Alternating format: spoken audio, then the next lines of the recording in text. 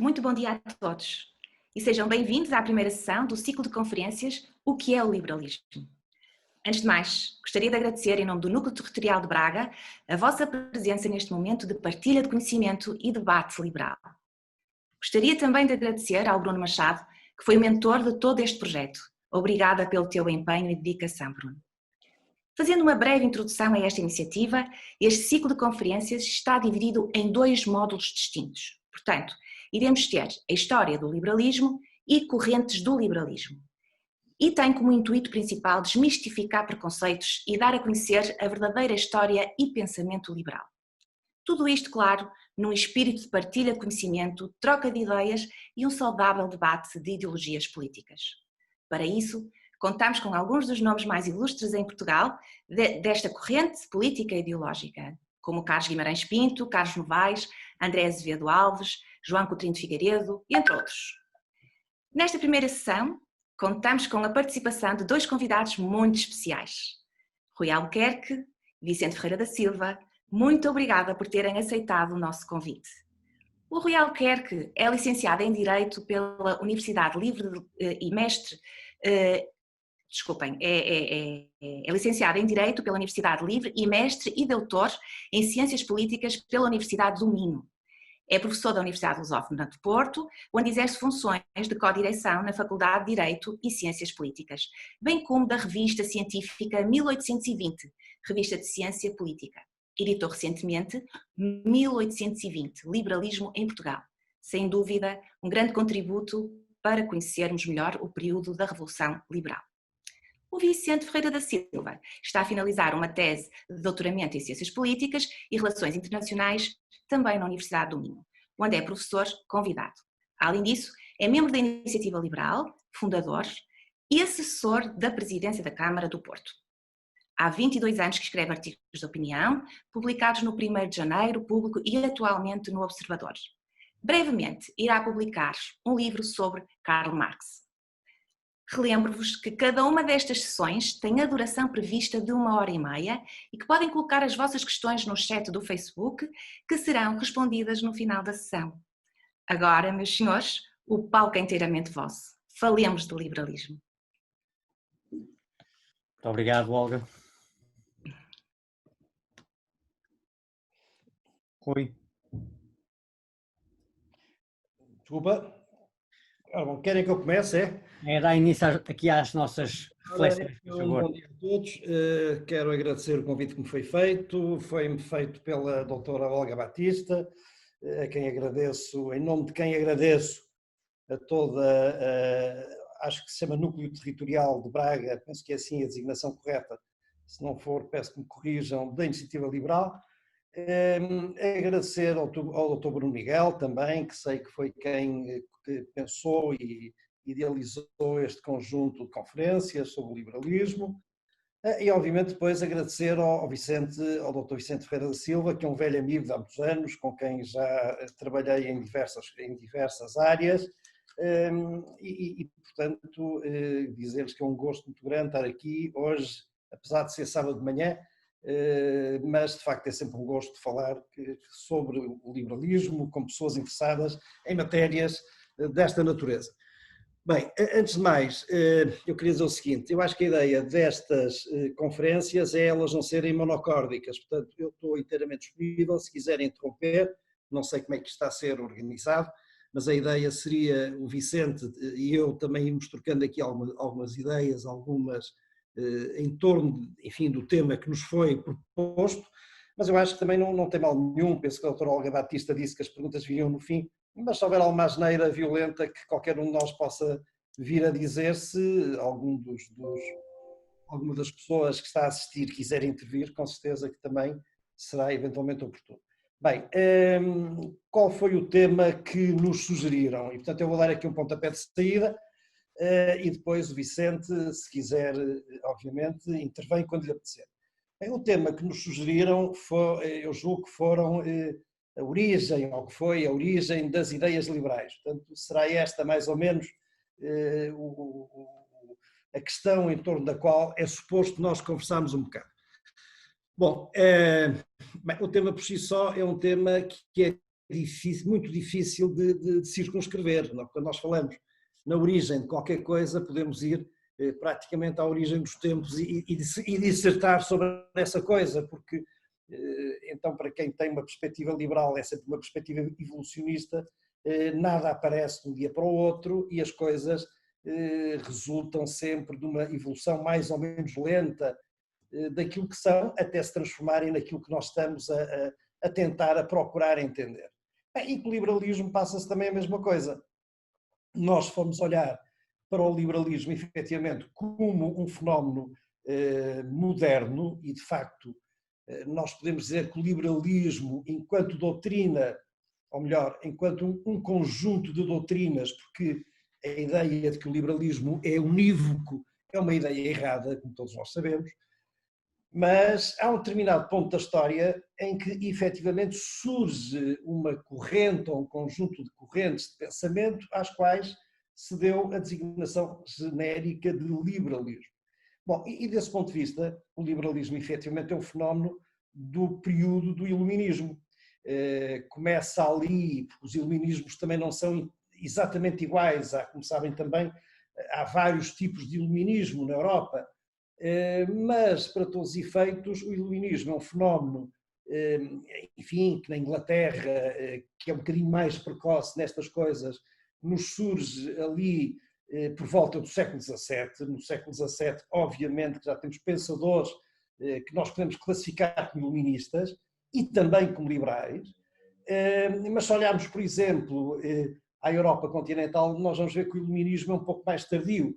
O iluminismo na Europa continental, que começa a irradiar a partir de França e também um bocado da Alemanha, mas sobretudo de França, é já um fenómeno do século XVIII, que depois tem episódios diversíssimos, sobre os quais nós podemos aqui conversar e que são muito interessantes do ponto de vista da história contemporânea, desde logo a Revolução Francesa, como todos sabemos. Portanto, vamos lá. Então, como filosofia, ou como doutrina, ou como uma filosofia que é um conjunto de doutrinas, o liberalismo é um fenómeno relativamente moderno.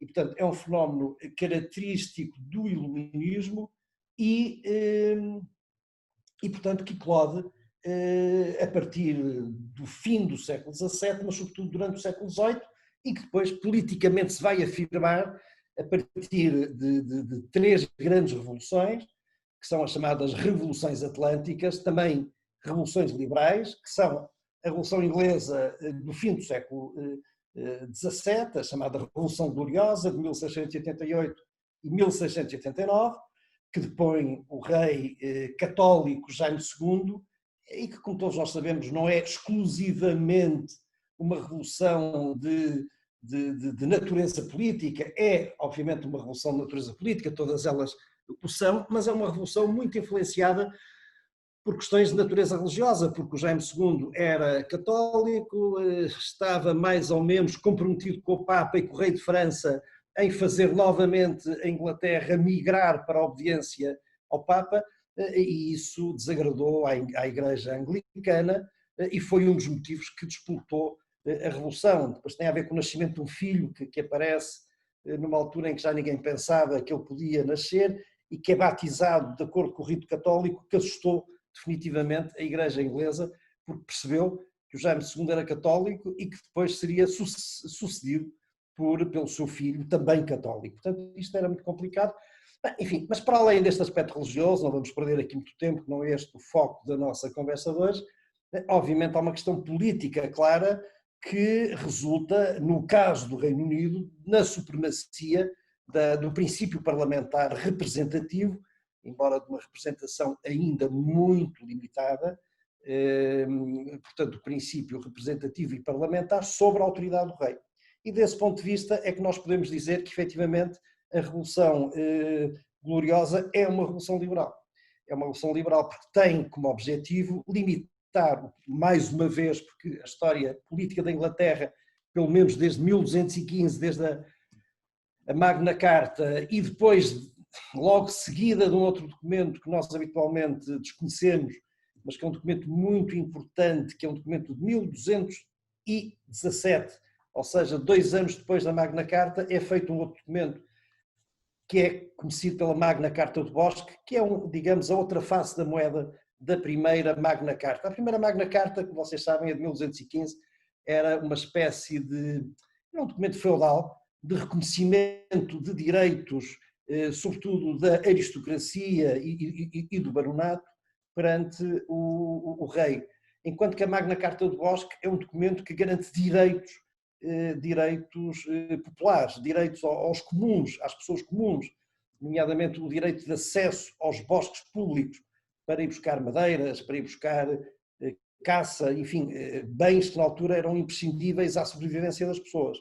Portanto, a Revolução Inglesa, de facto, há uma tradição inglesa, nós podemos dizer, um bocadinho romanceada, mas efetivamente existe, muito mais do que continental, há uma tradição inglesa rumo a uma ideia de liberdade e é uma tradição muito precoce. Depois temos, obviamente, a Revolução Americana de 1776, que é a Revolução da Independência dos Estados Unidos da América, onde as ideias liberais também são invocadas, inclusive o John Locke e a própria Magna Carta, curiosamente, são invocados pelos insurgentes americanos contra aquilo que eles consideravam ser o absolutismo do rei Jorge III. Portanto, também é uma revolução que invoca os princípios do liberalismo. E depois a Revolução Francesa, de 1789, é também considerada, e bem, uma revolução liberal. Embora estes liberalismos sejam muito distintos entre si, de facto nós temos, e é por isso que eu dizia há pouco, quando nós começámos isto, que quando nós falamos então nas ideias do liberalismo e na origem das ideias do liberalismo, em primeiro lugar temos que nos situar, sem dúvida, neste período do iluminismo, mas depois temos que começar logo a distinguir o que é que foram os liberalismos desse tempo, porque há de facto pelo menos duas grandes tradições liberais que nesta altura se dividem profundamente, que é a tradição liberal anglo-saxónica, com origem em Inglaterra e que depois de alguma forma transposta para o liberalismo dessa potência nascente na altura que foram os Estados Unidos da América.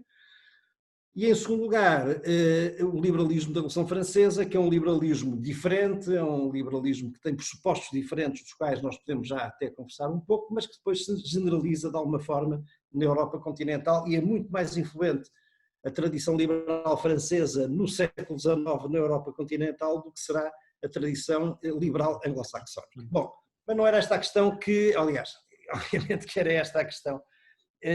Mas reparem, quando o liberalismo surge, sobretudo ali nos séculos como doutrina, ou como doutrinas, ali no fim do século XVII e no século XVIII, sobretudo, o liberalismo configura-se essencialmente como uma doutrina reacionária, ou seja, uma doutrina de reação a quê? De reação ao absolutismo.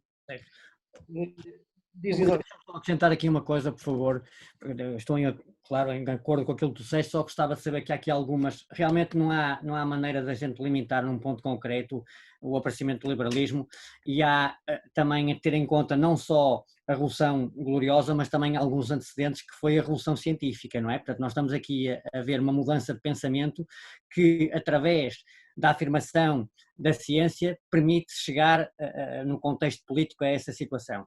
Eu só gostava de acrescentar, relativamente àquele que disseste, o seguinte: aquilo que aparece com a Revolução Francesa, com a Revolução Americana, portanto, todos os homens nascem iguais, é a procura da felicidade, e mais tarde o princípio da liberdade, igualdade e fraternidade na Revolução Francesa, nós estamos a falar de uma mudança sem precedentes na história da humanidade.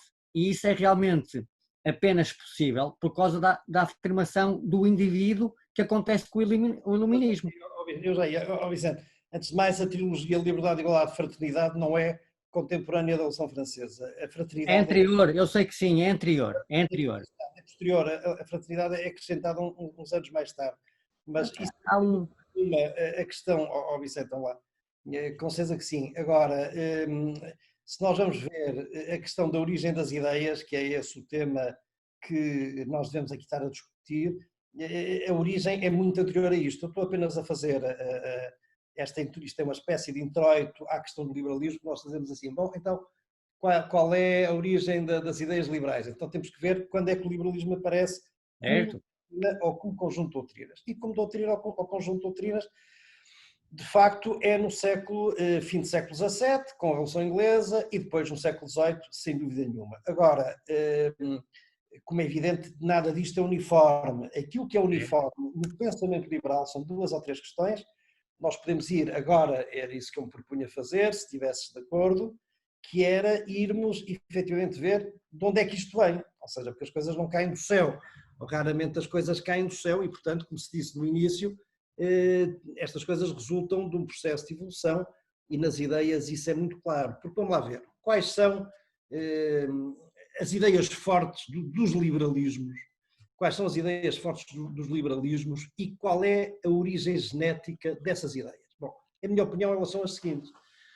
Em primeiro lugar, a lei natural. Claro. Que é uma ideia muito antiga, a lei natural, ou que depois se transforma em direito natural, e esta diferença entre lei natural e direito natural não é uma diferença de sumenos, é uma diferença importante. Mas se nós, vamos lá, eu vou sintetizar aquelas que são as ideias fortes do pensamento liberal, do meu ponto de vista, com certeza nem todos pensaremos da mesma forma, mas esta é a minha opinião. Em primeiro lugar, a lei natural e o direito natural. Em segundo lugar, uma ideia fortíssima, e esta sim absolutamente revolucionária, que é a ideia do contrato social, que eu depois tentarei explicar porque é que ela é uma ideia revolucionária e transformadora e muito importante, que é uma ideia de todos os liberalismos, independentemente da forma como o contrato social depois é interpretado pelos vários pensadores, é uma ideia de todos os liberalismos. E depois, obviamente, a ideia do individualismo.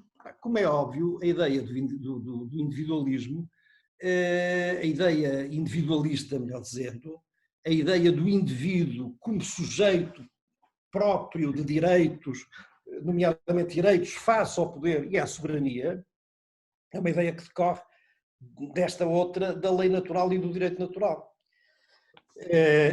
Em cima disto, eu diria que existe ainda uma outra ideia, que não é uma ideia, é mais um facto imposto pela natureza das coisas do que propriamente uma ideia, mas depois foi teorizada por todos os liberais e sobretudo pelos liberais economistas, que é a ideia da cooperação social. E da ideia da cooperação social que resulta de uma outra, que é a ideia da divisão do trabalho. A partir do momento em que se abandona ou que se começa a abandonar o sistema feudal de produção, que era autossuficiente, como todos nós sabemos, cada pessoa produzia para si aquilo que tinha e daquilo que eventualmente necessitava, e à medida que se vai abandonando o mundo da Idade Média e que se vai entrando no mundo mais aberto de liberdade comercial, de intercâmbios, de trocas, de viagens, avançamos para uma ideia da necessidade de dividir o trabalho, cada um fazer aquilo que sabe e depois trocar com os outros aquilo que produz com aquilo que os outros produzem, e ainda, obviamente, a ideia de que o progresso social resulta não de uma lógica conflitual, que mais tarde o marxismo irá erguer como sendo a ideia fundamental da dinâmica social. Todos nós sabemos, o marxismo diz que a luta de classes é a base da dinâmica social, enquanto que o liberalismo pensa de uma forma diferente, pensa que a dinâmica social resulta exatamente da cooperação voluntária entre as pessoas. Bom, então as ideias fortes são estas. Em primeiro lugar, lei natural, que depois se transforma em direito natural. Se nós olharmos, e já que estamos na origem das ideias, se nós olharmos para os pensadores gregos ou para os pensadores romanos da antiguidade, nós vamos encontrar um número enorme deles a ideia da lei natural. Que ideia era esta da lei natural? Era a ideia de que havia, sobre a vontade dos homens, um conjunto de princípios, de valores e de regras a que todos devíamos obedecer, inclusivamente aqueles que têm o poder político. Desta ideia, por exemplo, se nós olharmos para o Cícero disserta longamente sobre a ideia de lei natural. E, portanto, não é, quando nós pensamos que o direito natural é um fenómeno novo ali dos séculos XVI e do século XVII, estamos enganados, porque os antigos já falavam na lei natural. Mas, Rui, longe de mim dizer isso, a única coisa que eu tentei transmitir foi que realmente, se tu fizeres uma transposição para a Antiguidade Clássica, na Antiguidade Clássica não havia direitos individuais. As pessoas tinham que prescindir da sua privacidade para servir a cidade e, aliás, eram obrigados a servir a cidade. não é? Portanto, aqueles que tinham direitos, que nem todos tinham, como nós sabíamos. É essa a questão. E relativamente àquilo que tu disseste, lá está, as ideias são maturadas. O contratualismo, e se nós tivermos em conta que o Hobbes nasceu em 1500 onde é que foi? 88. 88, não é? Pronto. E que o Rousseau morre em 1778, nós estamos a falar 80 anos no mínimo, não é? Para maturar nos principais contratualistas. Portanto, as ideias, claro, elas aparecem e vão sendo... Mas as ideias são muito diferentes. Vamos já ao contratualismo, se permitires. Vamos a Não, sei que tu raciocínio, só queria chamar isso que aqui há atos de tempo que nós não podemos considerar, não é? Há hiatos de tempo, obviamente, mas se nós olharmos, por exemplo, para o que escreveu o Hobbes, aquilo que o Hobbes escreve está muitíssimo mais próximo daquilo que escreveu o Rousseau do que, por exemplo, daquilo que escreveu o Locke sobre a ideia de contrato natural, da ideia de contrato social. Mas deixa-me só fazer aqui um pequeno ponto. Força. Sobre a questão da lei natural e sobre a questão do direito natural, que é importante, que é assim. Bom, e é daqui que chegamos, de facto, ao individualismo. É a ideia de que, de facto, os homens têm, ou que existe sobre os homens um conjunto de princípios e de valores e de regras que devem ser acatadas por todos. E que são, no fim de contas, as regras do humanismo básicas, dos seres humanos e por aí vai. Agora, reparem, depois esta ideia de lei natural teve várias interpretações. Teve uma interpretação religiosa, a partir dos grandes doutores da Igreja, do São Tomás de Aquino, no século XIII e por aí fora. Embora eu não estou a dizer que os doutores da Igreja não fossem genuínos e não fossem sérios, era o que mais faltava naquilo que pensavam sobre esta matéria, mas é preciso nós termos em atenção, que a doutrina do direito natural para os padres da Igreja, e por exemplo, para os padres, a maior parte deles jesuítas, da chamada Segunda Escolástica do século XVI, da Segunda Escolástica espanhola, o Francisco Vitória, o Francisco Soares, o Juan de Mariana, o Luís de Molina, estes homens, que são homens que vivem no século XVI, e alguns ainda vão ao século XVII, como é o caso de Soares, e que são espanhóis, embora alguns deles tenham ensinado em Portugal, que é o caso talvez daquele que é o mais importante de todos, que foi o Francisco Soares, e que inclusivamente ensinou na Universidade de Coimbra, na Universidade de Évora, e morreu em Lisboa, onde aliás está sepultado. A mesma coisa se passando com Luís de Molina, que é um dos grandes pensadores hoje em dia, se nós olharmos para aquela história do pensamento económico do Rothbard. O Rothbard considera o Molina um dos primeiros grandes economistas liberais, o que é um exagero, como é evidente. Nós não podemos classificar com conceitos a posteriori fenómenos anteriores. O Molina, sem dúvida, tinha um conjunto de ideias que o liberalismo depois aproveitou e herdou, mas caramba, não podemos dizer que fosse um liberal no sentido ideológico da expressão. Agora, reparem, a questão do direito natural é uma questão que tem várias interpretações. Teve uma interpretação religiosa, dada por estes homens, teve uma interpretação laica. Curiosamente, a interpretação religiosa, dada pelos homens, por exemplo, da Segunda Escolástica Espanhola, não é inteiramente inocente. E é bom que se tenha isto também presente. É que ela serve como contraponto à afirmação do poder do Estado, à afirmação do poder dos reis. A Igreja Católica era uma instituição, como todos nós sabemos, de poder político, de poder temporal, que começa a perdê-lo a partir de uma certa altura em que surge, a partir do ano 800, o Império Carolíngio e depois o Sacro Império Romano-Germânico a partir de 961, com Otão I. E, portanto, há uma tensão no mundo antigo, no mundo medieval, melhor dizendo, muito grande, entre o poder temporal da Igreja e o poder temporal, primeiro dos imperadores e depois, à medida que avançamos no tempo, o poder temporal dos reis, dos novos Estados em formação. Bom, e a própria doutrina do direito natural, que a Igreja abraça de uma forma entusiástica, serve também para criar um freio ao poder dos reis, e quer os reis sabiam disso e a Igreja também sabia. Bom, então, avancemos então, se permitirem, só para a segunda questão, que é a questão do contrato social, que é a segunda grande ideia, matriz da origem do pensamento liberal.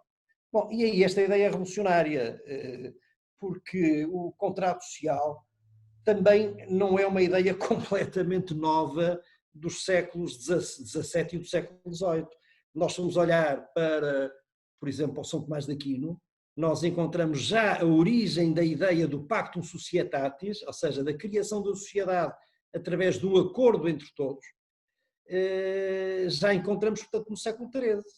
Como também encontramos depois, nestes homens que eu referi há pouco da segunda escolástica, nós voltamos a encontrar, por exemplo, no Francisco Soares, a ideia do Pactum Societatis e depois um segundo momento pactício, que era o Pacto de Subjectiones, ou seja, um pacto pelo qual os cidadãos, as pessoas, os indivíduos aceitavam submeter-se a um poder político. Mas esse pacto era um pacto voluntário. Portanto, isto para dizer o quê? Para dizer que a filosofia do contrato social, que nos surge com 3 grandes autores, são eles o Thomas Hobbes, que é um homem que já foi dito, nasceu em 1588 e morre em 1679, é um homem do século XVII, o John Locke, que nasce em 1632 e morre em 1704, também é um homem do século XVII, e depois o mais tardio, que é o Jean-Jacques Rousseau, que nasce em 1712 e morre em 1778, já é um homem do século XVIII. Mas reparem, a ideia do pacto social, do contrato social, é uma ideia absolutamente revolucionária, mas é uma ideia que tem antecedentes, tem origem no pensamento católico, que tem também aquela razão que eu vos disse há pouco, interessada em impor limites, quer ao poder dos imperadores, quer ao poder dos reis, que se afirmavam a partir de uma certa altura no Renascimento europeu. Bem, mas isto então só para dizer o seguinte, é que onde é que está o facto desta ideia ser uma ideia revolucionária? Está nisto, é que apesar desta tradição católica simpática ao pacto social, a verdade dos factos é que a ideia, em termos de doutrina política existente até ao século XVII e até ao liberalismo, é a ideia de que o facto político é um facto natural. Portanto, é a ideia aristotélica de que a política é um dado da natureza e nós temos que nos submeter a ela. A partir da altura em que há aqui umas pessoas, uns teóricos que escrevem os livros e dizem não, a política só existe porque as pessoas num determinado momento decidiram abandonar o seu estado de natureza em que viviam e onde não havia política e avançaram para a política, só existe, portanto, o Estado e só existe o governo e só existe a política porque as pessoas quiseram que fosse assim. E, portanto, reparem, o que é aqui absolutamente revolucionário é que se passa a considerar que o Estado é um produto da vontade das pessoas e não um produto que tem vida própria ao qual as pessoas se têm que submeter. E esta ideia perverte completamente toda a lógica do poder a partir da altura em que é teorizado. E leva-nos para outra questão, eu já me calo, Vicente, já te passo a palavra, peço desculpa, é que leva-nos depois a uma questão fundamental, que é a questão do constitucionalismo, que é a grande bandeira, se quisermos, do liberalismo oitocentista. A Constituição, da qual nós podemos falar um bocadinho, é o grande pacto social, no qual se consagram exatamente os tais direitos fundamentais, que são aquilo a que, desde há muito, se dizia serem o conjunto de direitos que eram o direito natural dos indivíduos. Portanto, 2 ideias fortes, lei natural ou direito natural, não eram exatamente a mesma coisa, mas a segunda resulta da primeira, contrato social e a ideia do indivíduo como sujeito de direitos, face ao qual o Estado tem obrigações, o que o John Locke, como sabem, torna muito claro nos seus vários trabalhos que escreveu na sua vida. Desculpa, Vicente. Não, Rui, quer dizer, lá está, não estou há perspectivas diferentes, há algumas coisas que são para ti mais importantes do que para mim, naturalmente somos todos diferentes e vivemos as coisas de maneira diferente, mas no fundo estamos de acordo, quer dizer, para chegar a este ponto, como tu disseste, e a exposição que tu fizeste, há bases que foram feitas anteriormente, mas depois têm que ser reinterpretadas ou analisadas à altura em que os eventos acontecem. E para mim, nós não podemos dissociar, por exemplo, Spinoza, o racionalismo, uma série de situações que aconteceram, que permitiram depois, convergiram para que autores como o Locke, o Hobbes e o Rousseau fossem criando os seus pensamentos e as suas ideias. é claro que quando eu referi há um bocado falaste de uma coisa muito interessante, que é a ideia do voluntarismo. A referência mais antiga que eu conheça da questão da liberdade, igualdade e fraternidade foi escrita em 1550, não é? No discurso da servidão voluntária do Eduardo de la... Desculpa? Eduardo Botier. Portanto, é claro que foi popularizado durante a Revolução Francesa, porque nós estamos a falar também de um movimento de massas e se hoje nós reparamos que há coisas que são inteligíveis para algumas pessoas e não são pela maioria, naquele tempo mais verdadeira. Portanto, não estou em desacordo com aquilo que tu dizes. Tenho é realmente que não posso deixar de associar aqui ou de ter em conta as ideias que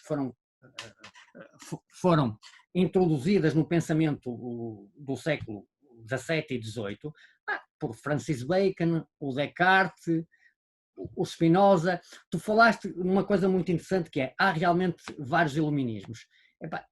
O Marx, porque é que o Marx, de certa maneira, adere àquela circunstância das ideias que estavam a nascer e do que representavam? Porque ele queria acabar com o feudalismo. Para ele era importantíssimo acabar com o feudalismo na Alemanha.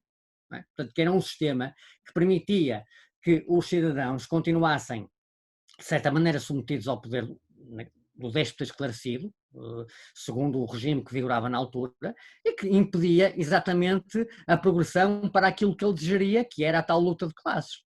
É só nesse sentido que eu chamo a atenção para alguns elementos. É importante, foi uma excelente chamada de atenção, porque, vamos lá, e vamos então falar um bocado e pensar um bocadinho na questão dos iluminismos, porque de facto não houve um iluminismo, houve vários, e eles são diferentes, e as grandes matrizes são a inglesa e a francesa. Francesa, certo. E depois isto repercute-se exatamente no modelo tipo de liberalismo. O liberalismo francês e o liberalismo inglês não têm pouca coisa em comum. E o facto de terem pouca coisa em comum resulta efetivamente de terem uma gênese diferente daquilo que foi a sua formulação teórica e conceptual. Por exemplo, quando falas no Descartes e no Spinoza, eu gosto muito de Spinoza e admiro o Descartes, mas o Descartes e o Spinoza, de forma alguma, estão na origem do pensamento liberal anglo-saxónico. Aliás, se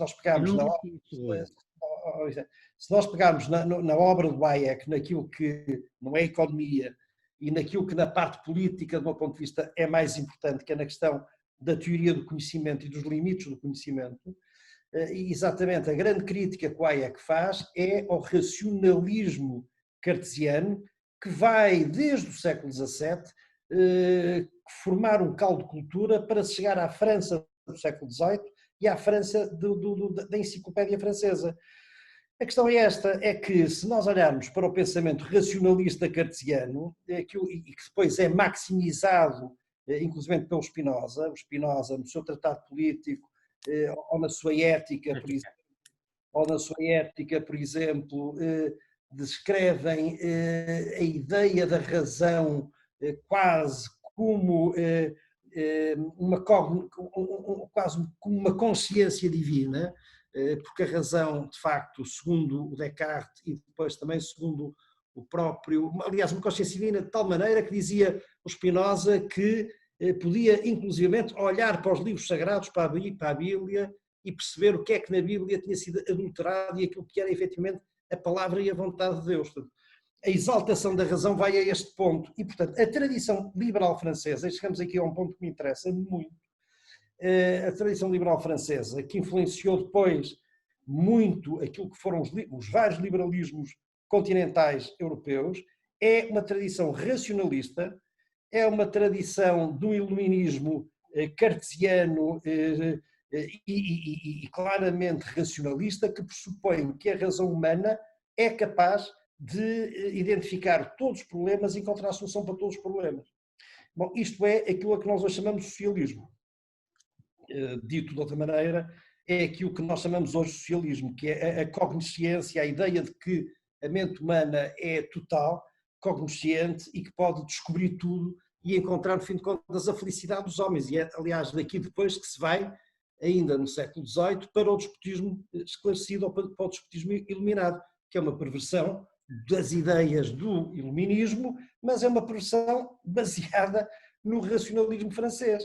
E é depois disto que se chega à Revolução Francesa, ou que se chega ao período mais violento, mais revolucionário da Revolução Francesa. A Revolução Francesa, quando começa por ser uma revolução constitucionalista, liberal, à semelhança da americana e até da própria inglesa. Não esqueçamos que um dos principais protagonistas da Revolução Francesa é o general Lafayette, que era chamado o herói dos dois mundos, tinha estado na Guerra da Independência da América.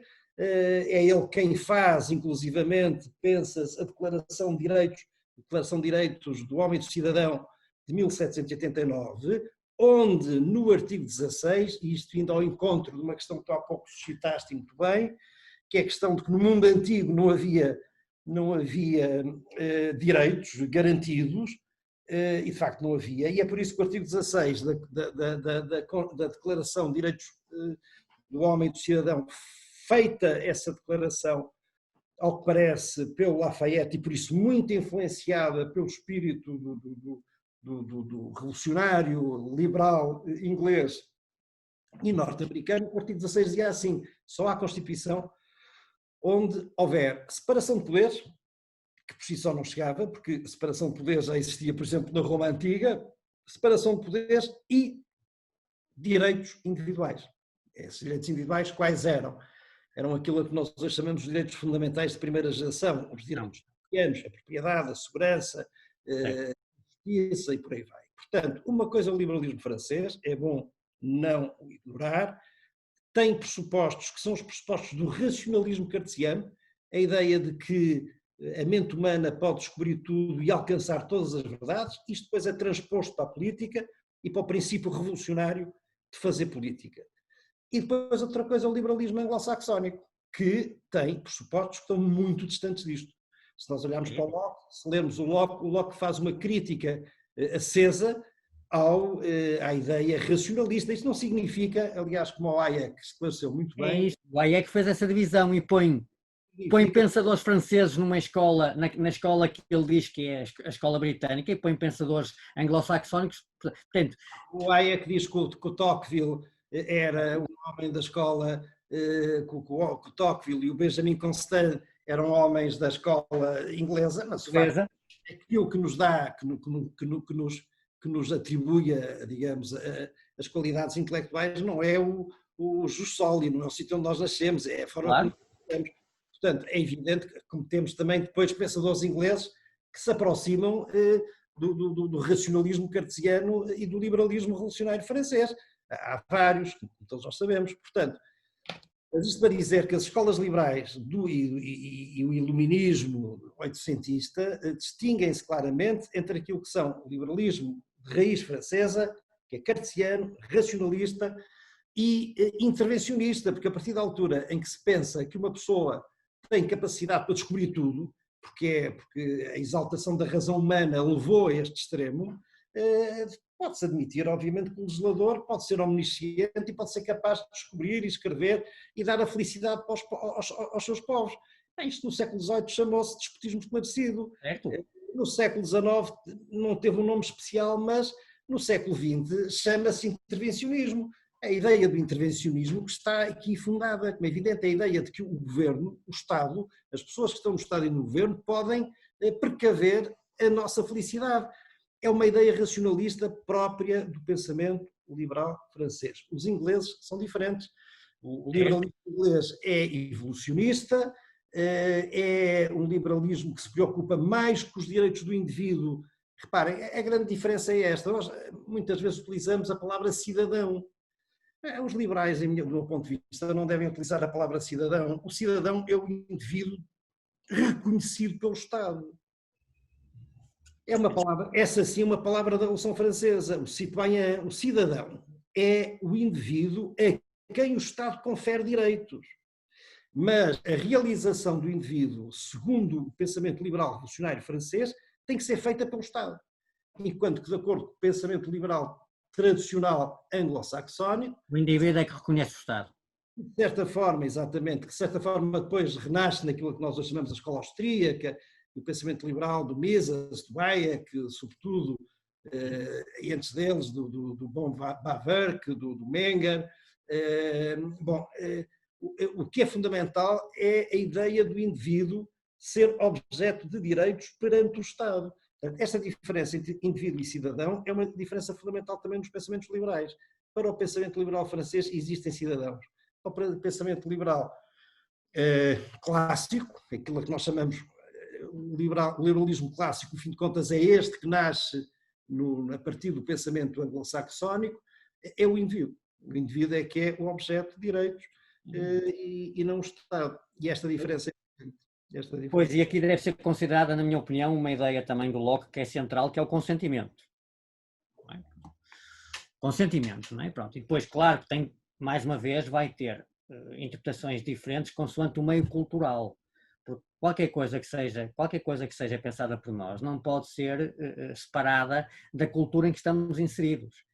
Hoje em dia, o significado que nós temos da Europa não é a mesma coisa que não tem o mesmo entendimento que tem um europeu, tem um alemão, ou um dinamarquês, ou até um romeno. Então, há aqui uma, muito bem disseste, há aqui uma dimensão, não é, que é a cultura e aquilo que é parte integrante da nossa pertença numa sociedade.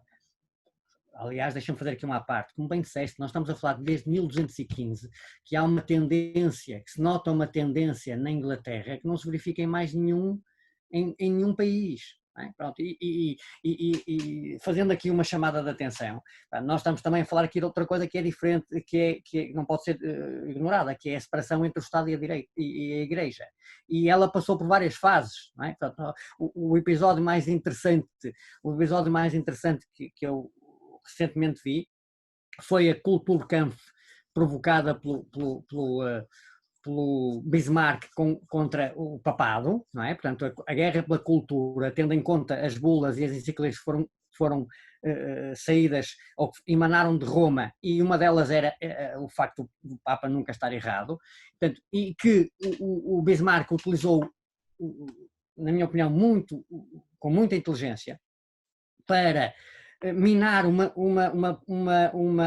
aliança temporária que existiu entre os trabalhadores e os pensadores liberais, os movimentos liberais em 1848, não é? Vai se consubstanciar em 1871, e o que é que ele faz?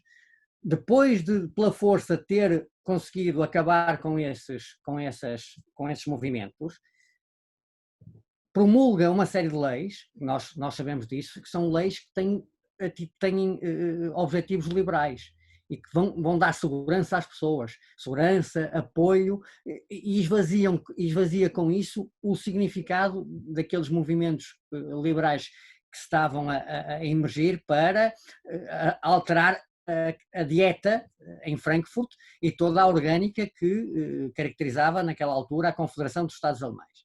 Portanto, este tipo de situações, a cultura, os interesses políticos, a separação entre o Estado e a direita, e a Igreja, não é? Desculpem o lapso, entre o Estado e a Igreja, são importantes e não podem ser negligenciados. E, mais uma vez, estão baseados, na minha opinião, em pensadores que chegaram à mesma conclusão ou chegaram a conclusões aproximadas, independentemente da cultura em que estavam inseridos. É evidente, Vicente, obviamente nunca ninguém é apenas e só produto de si mesmo. Nós somos, como dizia o Cássio, produto de nós próprios, inquestionavelmente, mas também da nossa circunstância. Portanto, também não vale a pena nós fugirmos ao meio que nos rodeia, porque é tão importante como nós mesmos. Agora, a questão da Igreja é importante, a questão do consensualismo é importante, isso leva-nos também a uma questão muito interessante sobre o liberalismo, se permitires. Aliás, duas questões, vamos lá, sobre as relações entre o Estado e a Igreja são antigas. A primeira teorização que há sobre a função de um e do outro é devido ao Papa Gelásio I e de uma bula, de um documento papal que ele escreveu e que enviou ao imperador do Oriente, que na altura do Ocidente já não existia, que foi a bula Duo Sunt. São dois, é mais ou menos este o nome. É uma bula de 494 e é um documento no qual o Papa teoriza a existência de dois poderes, o poder temporal e o poder espiritual.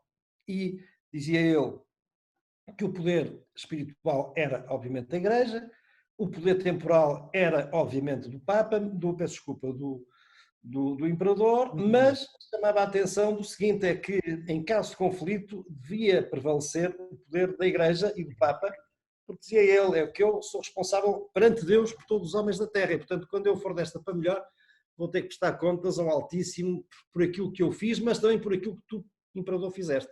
Portanto, isto é a teoria da separação dos poderes, já afirmando a primazia do poder da Igreja. E como nós sabemos, a conflitualidade entre o poder temporal do Estado ou dos Estados e o poder da Igreja é uma coisa muito antiga.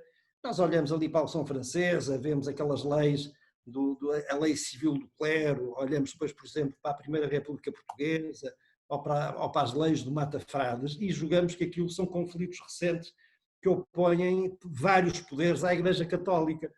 Caramba, não é assim. No século XI, a questão das investiduras dividiu o Império e o Papado, e dividiu de uma forma conflitual e violenta. A questão era esta, o Papa queria ser, o Imperador queria ser o responsável, no fim de contas, pela nomeação do clero dentro do Império.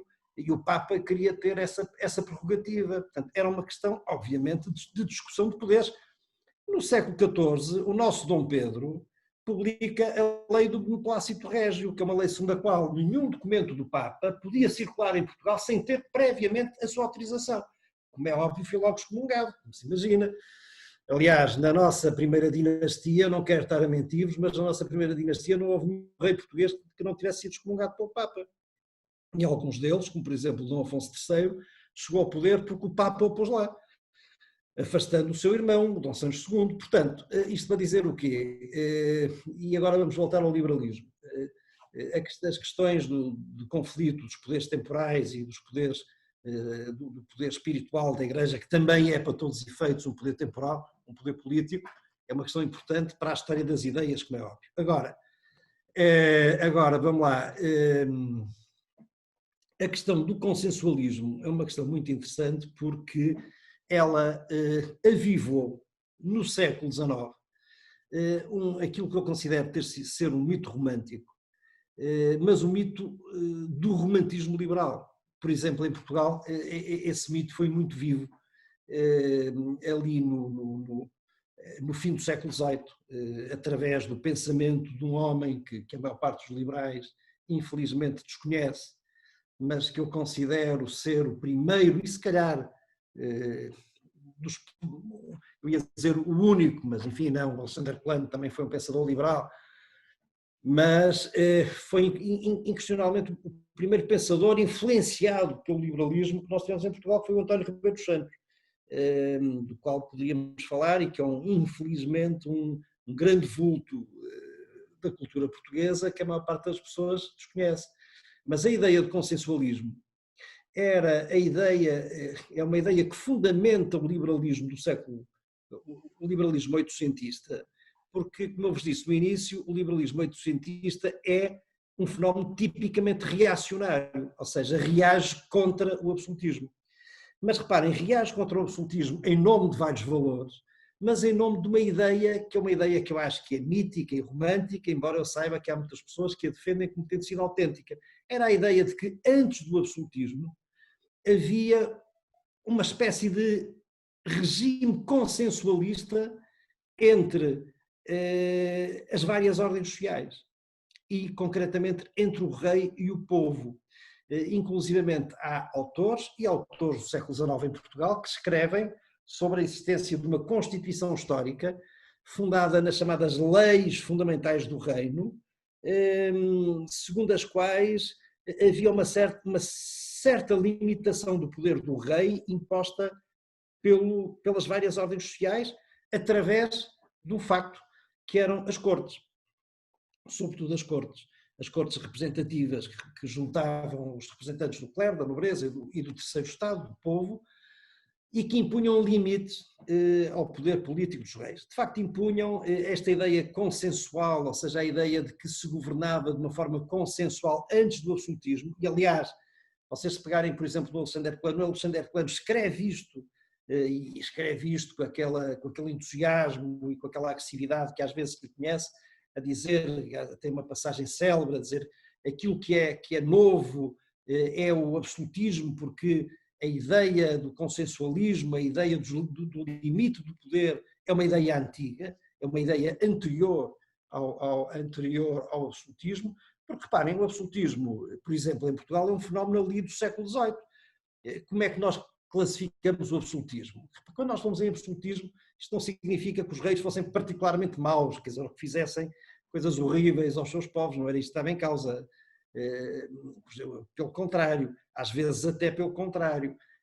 O que se passa? O absolutismo caracteriza-se, obviamente, por ser um regime onde deixa de haver um resquício que fosse de separação de poderes, e em que os poderes estão todos centrados na figura do príncipe, na figura do rei. Quando é que isto acontece em Portugal? Acontece a partir de 1697, 98, quando pela última vez reúnem em Lisboa, sob a égide do senhor Dom Pedro II, as últimas cortes portuguesas. Reparem, a ideia era esta: as cortes eram uma instituição representativa das várias ordens sociais, ou seja, de todo o povo, e essas cortes, que eram convocadas quando o rei entendia, tinham poderes que limitavam o poder do rei, e logo o poder do rei não era um poder absoluto. A partir do século XVIII, e neste caso em Portugal a partir de 1697, 98, as cortes deixam de reunir e só voltam a reunir depois da Revolução Liberal.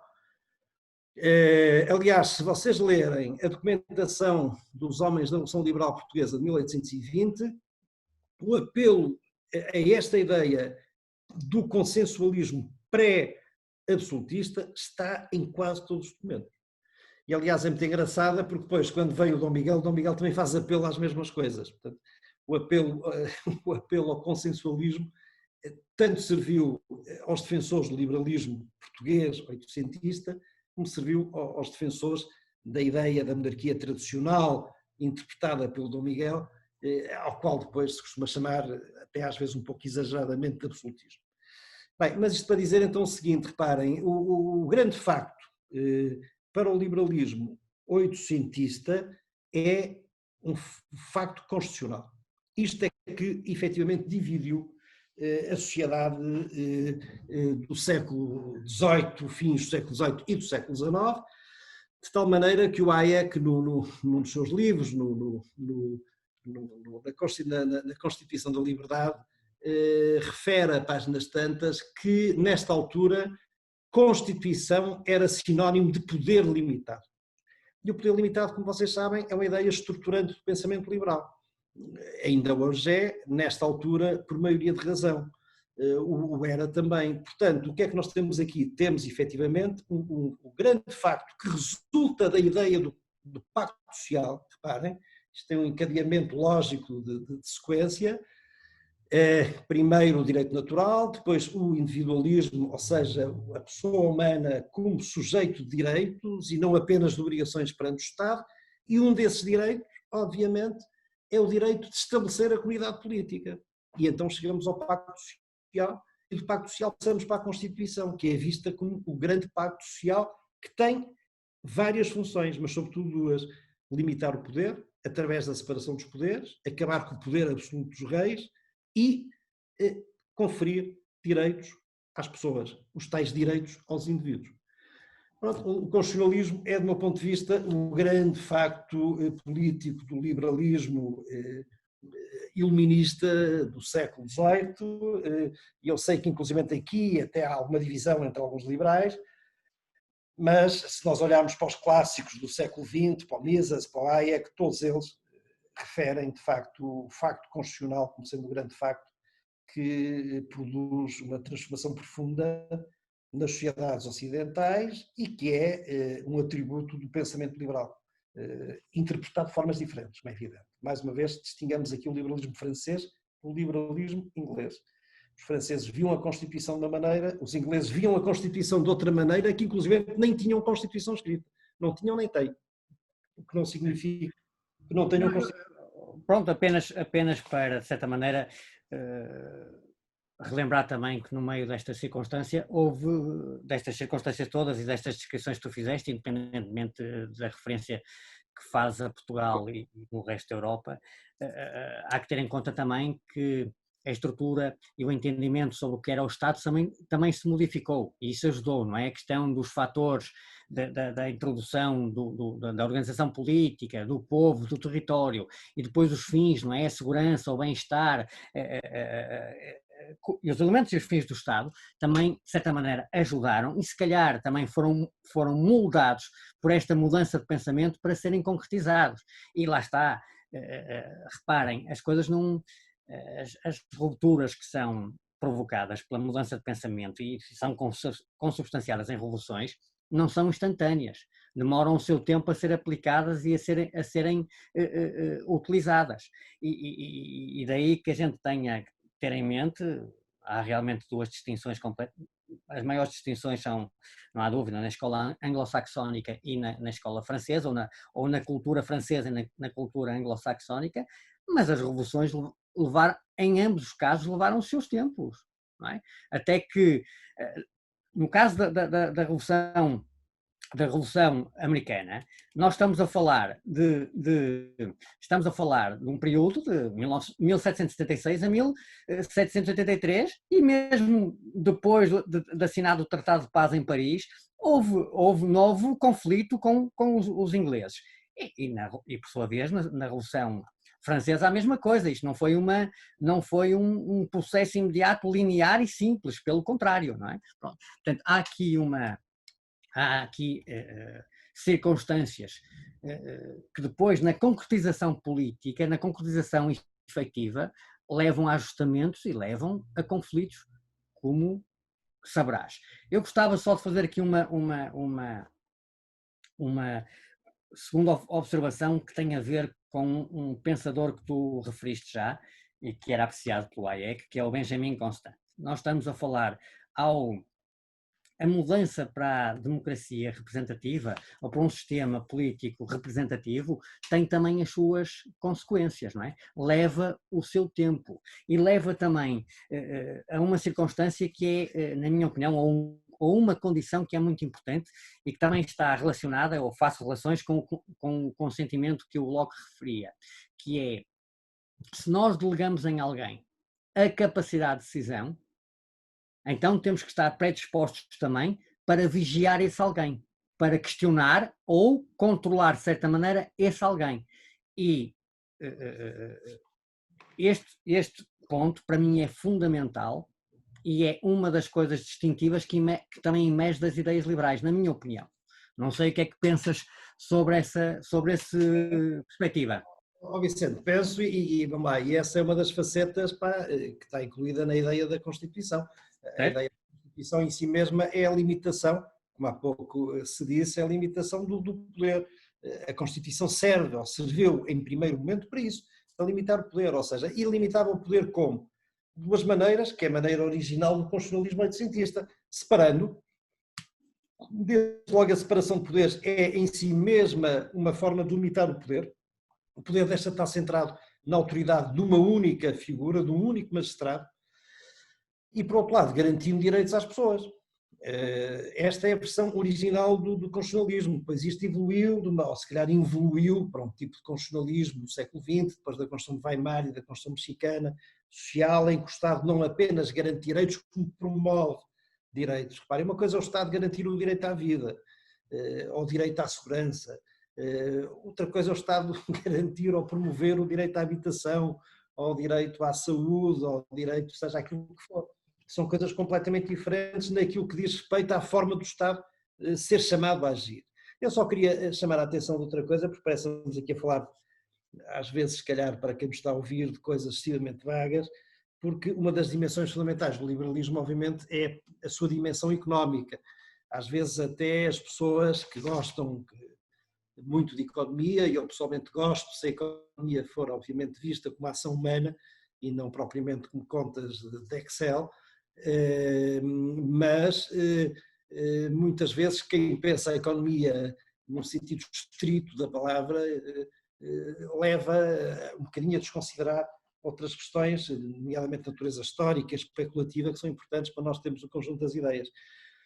O liberalismo dito económico, que eu acho que também é uma expressão incorreta, porque o liberalismo é liberalismo e depois dentro das suas várias doutrinas, obviamente há uma dimensão económica, uma dimensão mais política, mas o liberalismo económico obviamente é fundamental e nós não podemos deixar de o desconsiderar.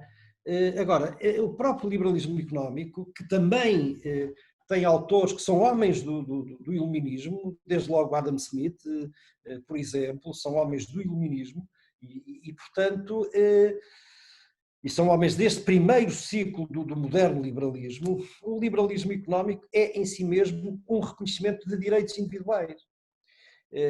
Se nós considerarmos que a ideia de propriedade, que é uma ideia que fundamenta todo o pensamento liberal e que, obviamente, é imprescindível ao pensamento liberal económico. Se nós considerarmos que a ideia de propriedade, por exemplo, é teorizada pelo John Locke como o direito, ou começa no direito do indivíduo a si mesmo, e ao seu corpo, e àquilo que ele é capaz com a sua capacidade, com a sua inteligência, com o seu corpo de produzir, percebemos que as ideias económicas liberais nascem, obviamente, também destes pressupostos especulativos do iluminismo e do pensamento clássico liberal. Bom, aí podíamos depois ir por várias portas, podíamos ir à fisiocracia, podíamos passar por várias outras portas, mas eu queria era acentuar isto. O pensamento liberal económico é uma consequência lógica e necessária da filosofia política liberal. Ou seja, nós não defendemos os mercados, não defendemos a propriedade privada, não defendemos a não intervenção do Estado apenas porque queremos ganhar muito dinheiro, ou porque achamos que essa é a forma de ganhar muito dinheiro, mas porque entendemos que a defesa desses valores corresponde aos valores fundamentais do individualismo e do justnaturalismo, se quisermos. Sim, eu nesse capítulo acrescentaria, se me permitires, ou relembraria que antes da Riqueza das Nações, o Adam Smith escreveu a Teoria dos Sentimentos Morais, não é? E nesse livro ele faz uma série de considerações e na sexta e última parte, antes da revisão final, uma revisão crítica que ele faz no fim do livro, a sexta e última parte, dizia eu, tem a ver com o caráter da virtude. E, portanto, nós não estamos aqui a falar de uma postura ou de uma posição uma conferência, está bem? Estou a dar aqui uma imoral ou amoral, se preferirem. Portanto, há aqui realmente uma preocupação com alguns valores que já vinham do passado. Aliás, quando a gente pensa na origem da palavra ética, que vem do grego, não é? Ela tem duas dimensões.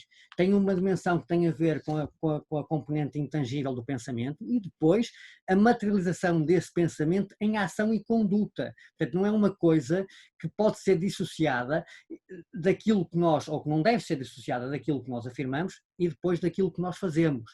E nesse aspecto, sim, há aqui pronto, Rui, como nós sabemos, como tu disseste, o pensamento liberal não é uma coisa, não é um único pensamento, não é monolítico, digamos assim, portanto tem várias correntes, várias maneiras de verem as coisas, das coisas serem vistas, analisadas e perspectivadas, e isso significa que para alguns pensadores, nós sabemos disso, o Estado nem sequer devia existir, não é? E portanto há uma diferença, essa diferença de pensamento é perfeitamente visível e cada um de nós tem a sua preferência. O liberal significa, como tu dizes, nós defendemos o mercado, mas não defendemos a inexistência do Estado. O que nós queremos é que o Estado seja regulador forte, mas mínimo, numa dimensão é indispensável, digamos assim, na sua dimensão indispensável, para precisamente não se contrapor nem se sobrepor à ação do indivíduo, não é?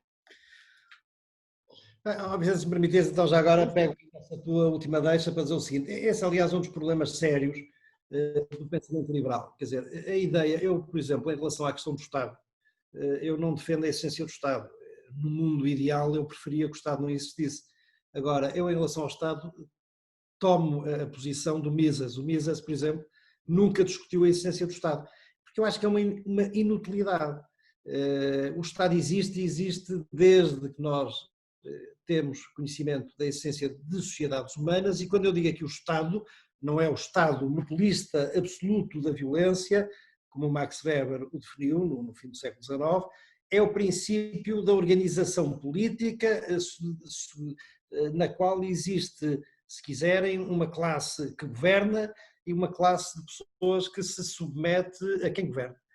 Isso nós encontramos em todas as sociedades, com mais ou menos grau de força, mas de facto encontramos. Agora, eu queria, já agora a pretexto da questão do liberalismo económico, e também a pretexto do direito natural, e a pretexto da forma como estas ideias entroncam umas nas outras, lembrar, por exemplo, que o princípio da livre circulação dos mares, que na altura em que nós estamos, no século XVII, pressupunha a liberdade de comércio, que estava de certa forma monopolizada por Portugal e por Espanha, é defendida esse princípio, peço desculpa, por um justnaturalista laico, que foi o Hugo Horácio, que escreveu vários livros, um deles, o de Mare Liberum, precisamente para pôr em causa. É evidente que tudo isto tinha interesses, nós sabemos que ele estava relacionado com a coroa holandesa, e, portanto, mas isto não interessa, quer dizer, em última instância, as razões pelas quais as coisas são explicadas, obviamente são importantes, mas em última instância o que interessa são as coisas em si, porque senão iríamos, enfim, a outros assuntos que até já aqui abordámos, sobre a questão da defesa do direito natural por alguns homens da Igreja, se foi uma ideia tão absolutamente especulativa e filosófica, ou se também tinha como objetivo servir ou tentar reforçar o poder do Papa face aos poderes políticos laicos que emergiam na Europa e que anteriormente existiam no Império. Bem, mas só para então para dizer isto, se me permitirem, fazendo aqui uma pequenina intromissão no liberalismo em Portugal, também não faz muito sentido, nós somos, penso eu, quase todos portugueses, os que aqui estamos, ou mesmo todos, e estamos a falar de uma coisa que depois não tem utilidade, ou que não se vê, ou que não se percebe como é que aconteceu em Portugal. Portanto, fazer uma brevíssima incursão sobre o liberalismo em Portugal, que de facto existiu. Enfim, não vale a pena nós estarmos a dizer se era liberalismo, se não era, se gostamos deste liberalismo ou não gostamos. Reparem, no século XIX, as pessoas efetivamente designavam-se, algumas pessoas eram designadas como liberais e, portanto, isto não foi uma mera coincidência semântica, como é óbvio. Mas então, para vos dizer o seguinte, nós em Portugal, do meu ponto de vista, curiosamente recebemos quer influências do pensamento liberal francês, quer influências do pensamento liberal inglês. Eu, pessoalmente, durante muito tempo, estava convencido que nós tínhamos sido mais influenciados pela tradição liberal constitucionalista francesa. Hoje penso o contrário. Penso que nós tivemos mais influência, nomeadamente em virtude de um texto constitucional que foi feito pelo nosso rei Dom Pedro IV, que foi a Carta Constitucional de 1826, que foi o documento que foi a Constituição Portuguesa que mais tempo esteve em vigor até hoje. Ele teve 3 períodos de vigência, os 2 primeiros relativamente pequenos, mas depois vigorou em Portugal de 1842 a 1910. Portanto, essa Constituição, por exemplo, é uma Constituição que recebe o constitucionalismo, ou a mentalidade do constitucionalismo britânico, de uma maneira muito forte, concretamente pela maneira desse constitucionalismo britânico, pela interpretação dada pelo Benjamin Constant. A Carta Constitucional obedece muito ao princípio monárquico, atribui inclusivamente ao rei um poder que tinha sido teorizado pelo Benjamin Constant, que foi o poder moderador, embora um jurista português chamado Silvestre Pinheiro Ferreira tenha reclamado, e vale a pena para quem gosta de estudar estas coisas, perceber se ele tinha razão ou não, ele reclama a autoria do conceito de poder moderador para a sua pena. E de facto ele escreveu bastante sobre isso, não se sabe se coincidentemente e casualmente com o Constant ou não. Bem, mas seja como for, nós temos efetivamente em Portugal uma tradição liberal. Essa tradição liberal inicialmente talvez tenha sido muito influenciada por um certo espírito afrancesado, mas o que eu também discuto, porque foi um bocado a interpretação que foi feita desses factos, que eu acho que não foi uma interpretação muito fidedigna, mas para todos os efeitos, se nós temos em termos constitucionais no século XIX português uma influência do constitucionalismo francês, temos sobretudo uma grande influência da tradição constitucional, da organização do Estado, vinda da filosofia política e constitucional inglesa. Os factos do constitucionalismo, do liberalismo português, merecem ser vistos, do meu ponto de vista, com alguma profundidade, embora de uma forma muito parcimoniosa, porque nós não temos grandes pensadores liberais em Portugal, nunca tivemos. No século XIX não os tivemos manifestamente, tivemos o Alexandre Plano, de alguma forma, mas também o Alexandre Plano não é propriamente um liberal clássico anglo-saxónico, embora ele fosse o grande admirador da Inglaterra. Fosse um grande admirador do Tocqueville, por exemplo, mas para todos os efeitos a nossa tradição liberal política acaba por ser talvez um bocadinho avançada, mas somos pobres em termos de produção de pensamento. Literária, certo. Se formos para o pensamento económico, mais pobres somos ainda. Eu já disse no outro dia que o único economista liberal que nós tivemos é que foi em Portugal o Oliveira Marreca, que escreveu em defesa do livre comércio e em defesa do livre cambismo. Foi o único português do século XIX que eu saiba que o fez. Mas acabou socialista, como eu também a dizer. Sou liberal, escreveu em defesa dos grandes valores do liberalismo económico, mas acabou socialista. Isto está a ter as suas razões, mas não é para hoje, acho eu, que devemos andar aqui. Olha, Rui, eu vou fazer aqui uma interrupção, porque estão aqui a surgir algumas... A quem nos está a aturar aqui há 1h15 já, não é? Algumas perguntas que até são bem interessantes. Olha, a primeira, como se defende o direito natural sem recorrer à vontade de Deus? Muito bem, ficas tu com essa parte então. Está bem, a gente vai falando, vai discutindo. Ok. Eu diria quase, vamos lá, se quiserem, o decálogo é uma lista de direitos, se quiserem, os grandes princípios, os grandes valores do direito natural estão quase todos no decálogo. Certo? Agora, a minha questão é esta. Há de facto uma tradição religiosa em relação ao direito natural, mas há um direito natural inteiramente laico e não vale a pena nós fugirmos a isto. Volto a dizer, o direito natural é laicizado através de quê? Através da ideia de que o homem tem um valor em si mesmo. E, portanto, se nós formos também para a ideia de que o homem só se pode justificar através de Deus, então estamos a prescindir da defesa do próprio individualismo. A ideia do indivíduo, do homem, é que o homem vale por si mesmo, independentemente de ter sido uma criação divina ou não. Há quem acredite que sim, há quem acredite que não. Agora, nós não podemos prescindir da defesa do homem e dos direitos humanos e dos direitos do indivíduo apenas como condição divina, ou seja, dizendo se existia Deus, então o homem tem esses direitos porque Deus o criou assim, porque Deus lhe conferiu essa dimensão e porque Deus, em última instância, julgará os atos dos homens e aqueles que praticaram atos contra a humanidade, contra os indivíduos, ou não. Há um direito natural inteiramente laico. Pelo menos, aliás, não é pelo menos, nós vamos olhamos para o Cícero. O Cícero não era um homem religioso no sentido monoteísta. O Cícero é um grande defensor da lei natural. Mas o Cícero não era um defensor da existência de um Deus uno, quer dizer.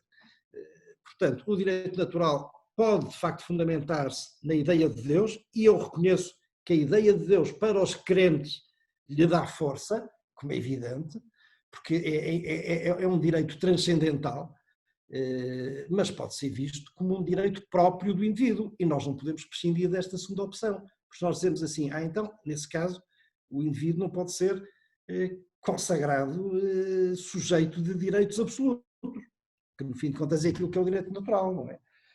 São direitos absolutos, os quais o Estado não deve abolir, não deve tocar.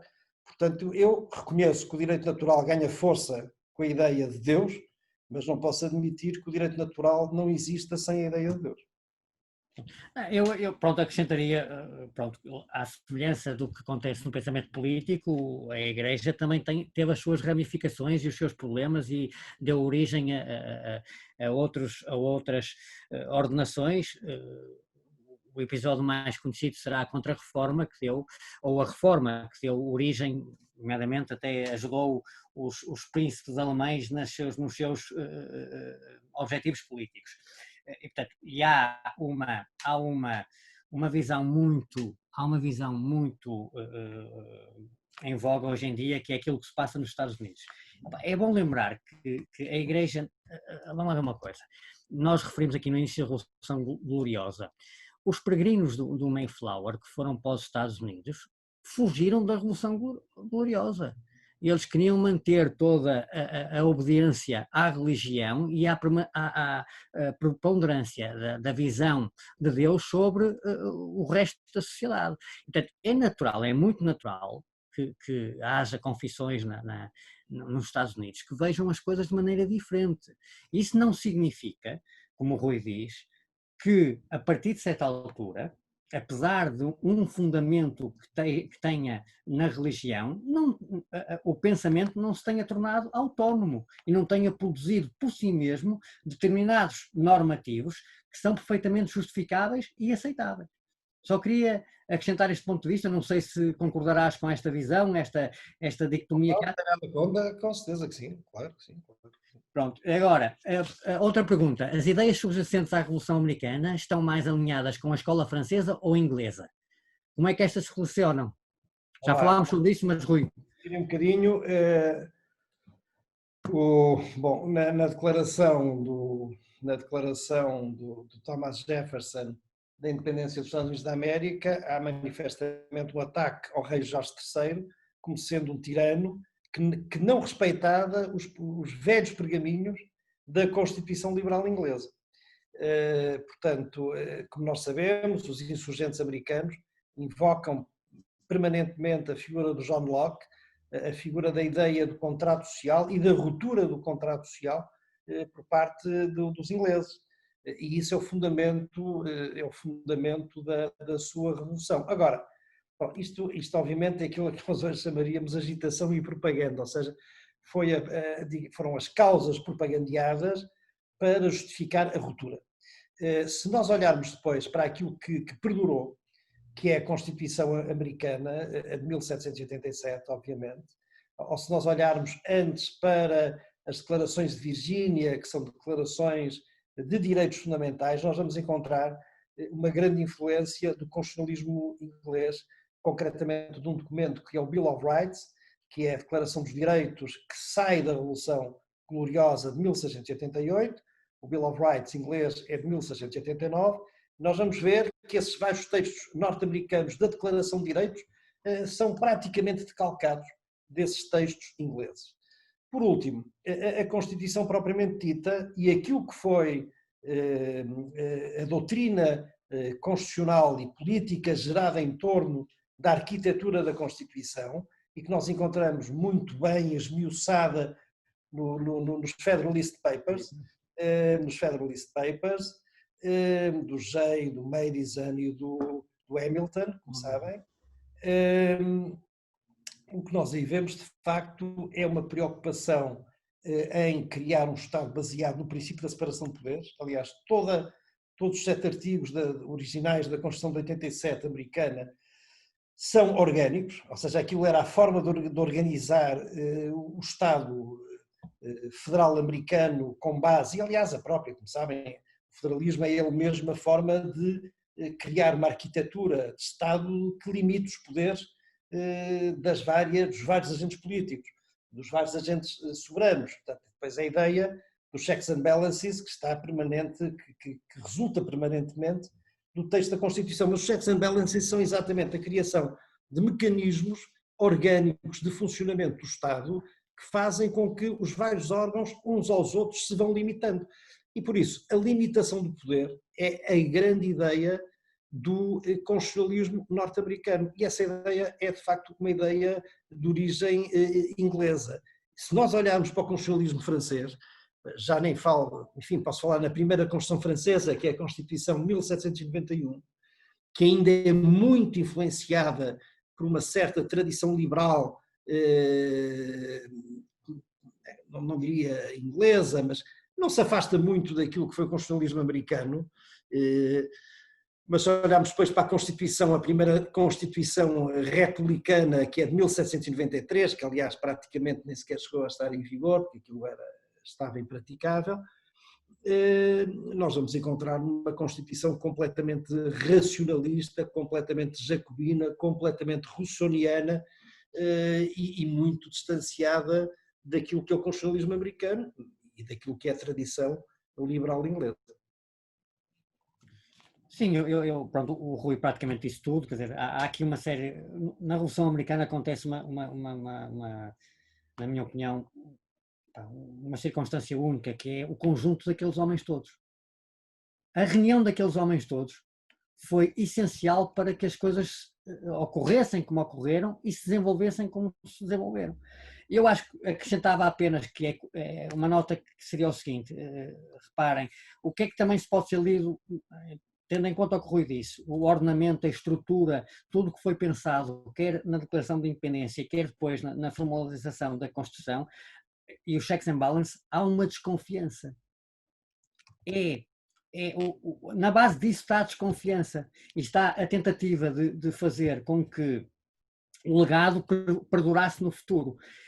Eu não sei se sabem disto, mas em 1816, o Thomas Jefferson responde a uma questão que é levantada por um comerciante, o Samuel Kershaw, e nessa questão o que é que ele diz? Ele diz que não é adepto de mudanças recorrentes na Constituição, mas não é possível deixar que elas de tempo em tempo sejam alteradas para acomodar o pensamento e a mudança da sociedade.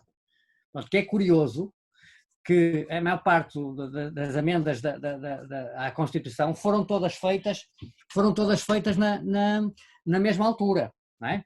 Há poucas posteriores ao Bill of Rights e inicialmente feitas.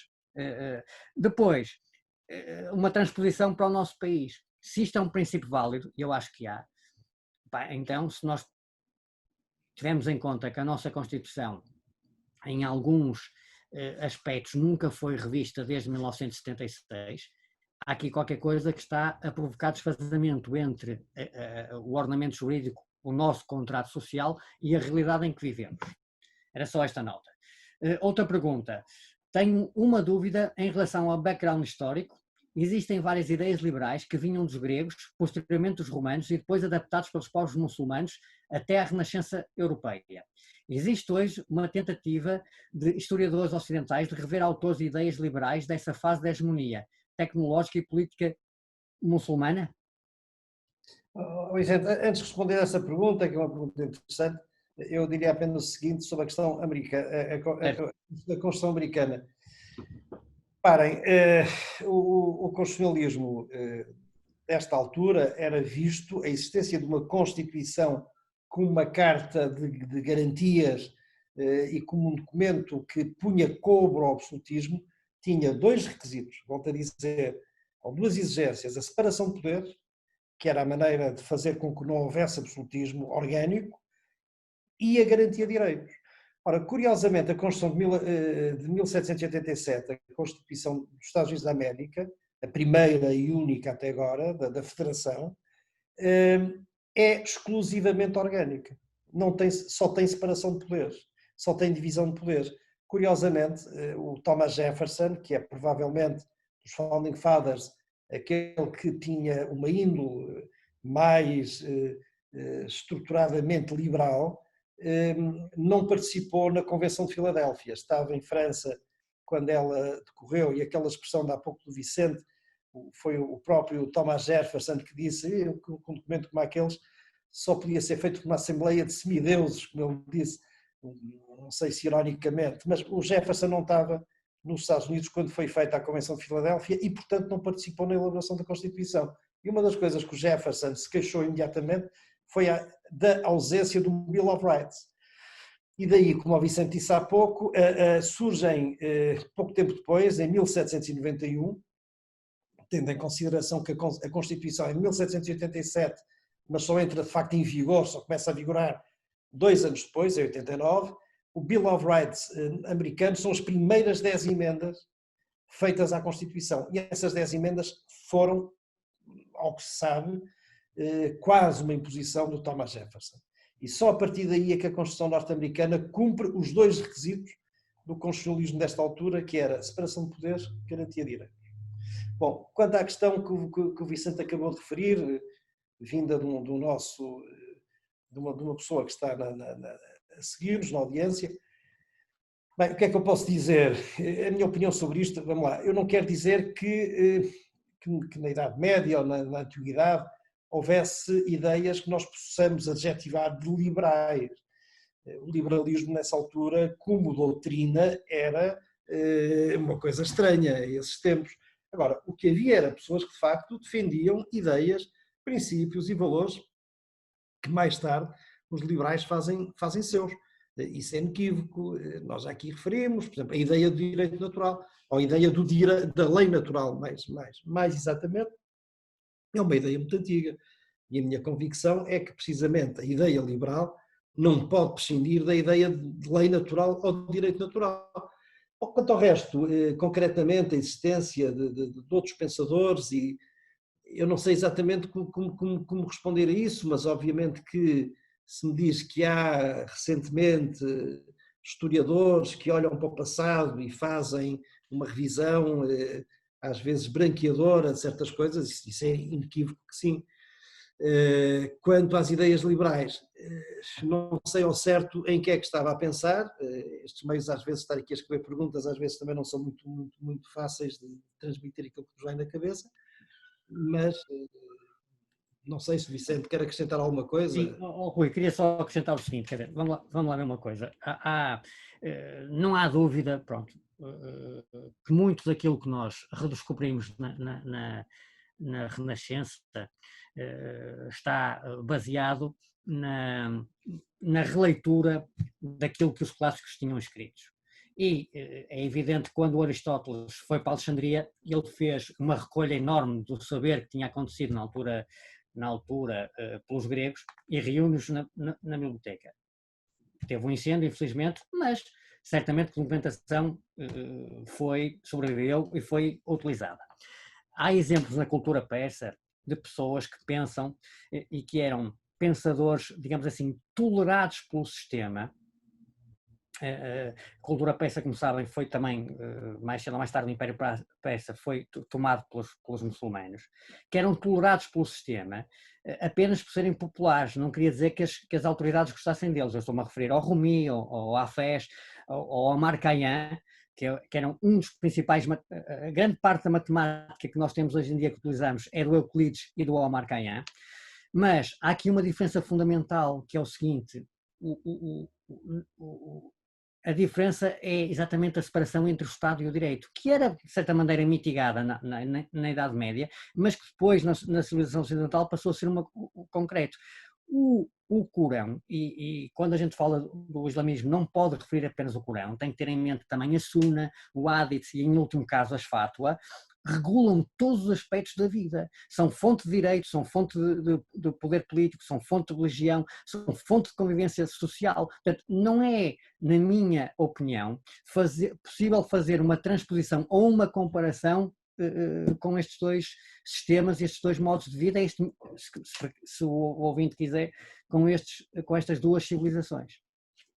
Rui, há aqui uma última pergunta que é o seguinte: o surgimento do liberalismo não ocorreu por um desfazamento entre os monarcas e da realidade que o rodeava. Inclusive, até os pensadores já vinham defendendo outras formas de governo. A realidade que se vivia despoltou o liberalismo? Realidade que, desculpa? Se vivia despoltou o liberalismo? Vamos lá. Vamos lá. Isso podia nos levar aqui a outras considerações. Quando nós falamos nos monarcas, estamos a falar nos monarcas de que período? Do período do absolutismo? Eu penso que será isso, porque se for isso, eu disse, é evidente que o liberalismo, quando surge, surge como uma reação, se nós olharmos para o caso da Revolução Inglesa, há questões religiosas incontornáveis, mas há uma questão fundamental, que é a questão da tensão, que é uma tensão já muito antiga, entre o Parlamento, principalmente entre os comuns, e o rei. Nós sabemos isso. E sabemos que os comuns têm, digamos, um sistema de governo baseado nos comuns, baseado no Parlamento, tem uma lógica que seria contrária à lógica do absolutismo, uma lógica parlamentar, de poder controlado, de soberania régia controlada. Bom, e a mesma coisa acontece também na Europa. Também acontece na Europa, de certa forma. Nós estamos no século XVIII, estamos no período dos absolutismos, e reparem, e também estamos numa altura em que já existe um desenvolvimento comercial muito considerável das sociedades europeias. E isto fez o quê? Fez emergir uma classe, aquilo que nós hoje chamaríamos uma classe média, uma burguesia de base comercial, que não tinha assento nos altos escalões de governo dos Estados, que inclusivamente pagava impostos e pagava tributos que a aristocracia, ou pelo menos que a alta aristocracia e que o alto clero não pagavam, e que já não estavam dispostos a isto. E, portanto, e não é também por acaso que se diz que as revoluções liberais são revoluções burguesas, porque de certa forma aquilo que permitiram foi que a burguesia ascendesse, a burguesia que já tinha propriedade, que já tinha meios de fortuna, mas não tinha uma forma fácil de ascender ao poder, passasse a fazê-lo. Não é por acaso também que, se nós, por exemplo, nós olharmos para a nossa Revolução Liberal Portuguesa, o primeiro Código de Direito que surge depois dessa Revolução de 1820 e que surge ainda em 1833, ainda com a Guerra Civil sem ter terminado, ela termina depois em 34, o primeiro código é o Código Comercial. Não é por acaso que isso acontece. Ou seja, as revoluções liberais são também revoluções burguesas. Porquê? Porque a burguesia não se satisfazia com o facto de estar arredada do poder quando efetivamente ela tinha, se calhar, e tinha por mérito e pelo seu esforço, meios de fortuna até se calhar superiores a boa parte da nobreza, que era uma nobreza essencialmente fundiária, de terras que muitas vezes estavam abandonadas, que já não produziam, era uma ordem social que, de certo ponto de vista, estava falida, quando a burguesia não estava. Portanto, são também consequência disso e, portanto, obviamente que, reparem, o liberalismo, quando se implanta através das revoluções liberais, traz um novo sistema de governo. Esse sistema de governo baseia-se na Constituição escrita, cuja lógica é representativa, essa é outra questão. Mas portanto, essa diferença é a diferença substancial entre o antes e o depois. E, de facto, o constitucionalismo e o novo liberalismo foram meios também de permitir que a burguesia ascendesse ao poder, o que antes não acontecia, e mais tarde ou mais cedo tinha que acontecer. Em Inglaterra, por exemplo, esse problema nunca aconteceu, porque a burguesia teve, e aliás quem escreve muito sobre isso é o Tocqueville.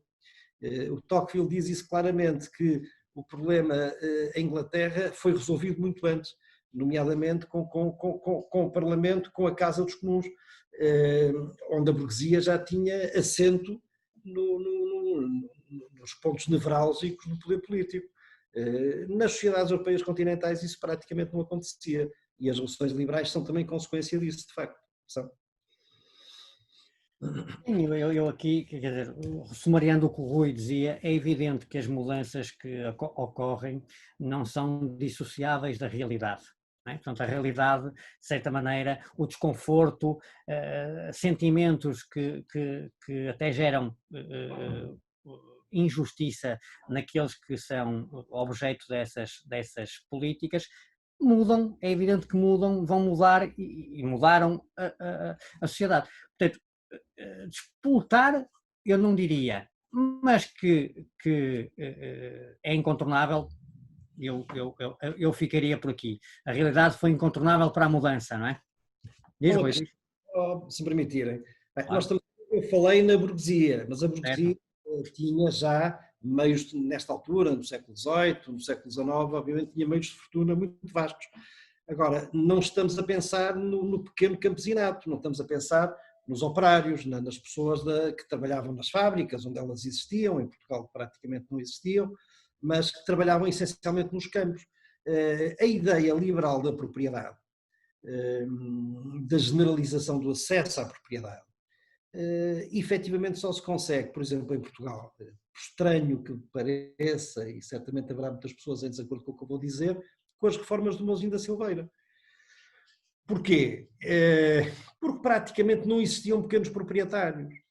Não existiam pequenos proprietários, não quer dizer que não houvesse camponeses que lavrassem as suas terras e que até não fossem donas dessas terras, ou de parte dessas terras, ou da produção, ou de parte da produção dessas terras. Só que depois, sobre essas terras e sobre esses camponeses, incidiam uma quantidade de obrigações de natureza tributária, desde obrigações dos foros que vinham das cartas de foral, que já não eram os documentos quase de libertação das populações que tinham sido no início e que agora já eram praticamente catálogos de impostos, tributos que tinham que ser pagos à coroa. Depois os impostos pagos à Igreja, enfim, os direitos banais que a nobreza cobrava, ou seja, eram de tal forma sobrecarregados que aquelas propriedades se reduziam a nada. E de alguma forma o Mouzinho da Silveira, que fez um conjunto de decretos ainda nos Açores e que ele nunca chegou a aplicar como ministro, porque se recusou a ser ministro durante muito tempo, esses decretos efetivamente acabaram por, de alguma forma, libertar os pequenos proprietários dessas obrigações que na prática reduziam a sua propriedade a nada. Portanto, nós começamos a ter pequenos proprietários, de facto, a partir de 1832, 1833. Volto a dizer, não significa que não houvesse propriedade, só que a propriedade estava de tal forma sobrecarregada com impostos, com tributos, com obrigações, que os direitos do proprietário eram mais obrigações do que propriamente direitos, do que benefícios. Sim, aqui é interessante, o Rui fez-me lembrar uma coisa interessante de referir. Como já foi referido aqui, houve vários movimentos iluministas, há vários iluminismos. Um deles, que não é muito referido, é o judaico. Principalmente na Alemanha, os judeus organizaram um movimento que é conhecido como Haskalah, em que tinha a ver com a situação dos constitucionalismos que eles tinham como cidadãos dentro do Estado, e estamos a falar na época do despotismo esclarecido. A questão, eles, como não eram cidadãos de plenos direitos, não podiam participar em determinadas circunstâncias da vida pública, estavam limitados única e exclusivamente ao artesanato e às atividades comerciais. E há um grande debate que vai ser consubstanciado na questão judaica do Marx, em que ele responde ao Bruno Bauer. E nesse documento, que é um documento que eu aconselho, quem não leu, aconselho a sua leitura, há uma passagem significativa, é que nós, se até então, e estamos a falar em 1844, se até então o movimento judaico referia apenas emancipação cívica, a partir desse momento passou a estar em questão a emancipação política. E tudo isto porquê? Porque realmente, quando englobados no Império, eles ocupavam a burguesia, tinham meios para fazer determinadas coisas, mas não tinham a capacidade para participar nos processos de decisão. Portanto, é difícil, é muito difícil não ter em conta circunstâncias como estas e lá está, como o Rui referiu, por muito exemplo que a gente dê, também é o que a gente vai dando, é difícil balizar temporalmente todas estas circunstâncias. Rui, uma pergunta. Quando surge o conceito de neoliberal e o que representa? Não sei ao certo, a única coisa que sei sobre isso, há muitos anos escrevi um artigozito para dizer que considerava a expressão neoliberal, alguém me chamou na internet neoliberal, e eu considerei isso quase um insulto, isso é uma espécie daqueles produtos de limpeza, o neo branco, o neo não sei quê. Vamos lá, eu não sei ao certo quando é que apareceu essa expressão, temos que fazer investigação para descobrir quem foi o autor que a introduziu. A ideia do neoliberalismo é a ideia, no fim de contas, de um liberalismo adaptado às circunstâncias posteriores da criação do conceito original.